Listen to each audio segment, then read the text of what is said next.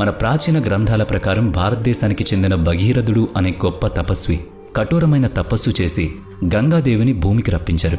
భగీరథుడు తన పూర్వీకుల ఆత్మలకు ముక్తిని ప్రసాదించాలని అనుకున్నాడు. దానికి గంగానది భూమి మీదకు రావడం తప్పనిసరైంది. కఠోర తపస్సు చేసి భగీరథుడు బ్రహ్మదేవుణ్ణి ప్రసన్నం చేసుకున్నాడు. గంగను భూమికి పంపమని కోరాడు. భగీరథుడి పూర్వీకుల ఆత్మలు భూమి మీద పరిభ్రమిస్తున్నాయని, వారి కోసం గంగను వెళ్లమని బ్రహ్మదేవుడు ఆదేశించాడు. బ్రహ్మదేవుడి ఆజ్ఞతో గంగాదేవి భూమి మీదకి రావడానికి సిద్ధమైంది. కానీ ఆమె వేగం ఎంత ఎక్కువగా ఉందంటే ఆ వేగానికి భూమి మొత్తం నాశనం అయిపోయే ప్రమాదం ఉంది. అప్పుడు శివుడు గంగ వేగాన్ని తన జుట్టుతో బంధించి ఒక పాయను మాత్రం భూమి మీదకు వదిలాడు. ఆ దార భగీరథుడి వెనకాలే వెళుతూ భూలోకానికి చేరింది. అక్కడ గంగా నీటి స్పర్శ తగలగానే భగీరథుడి పూర్వీకుల ఆత్మలకు మోక్షం లభించింది.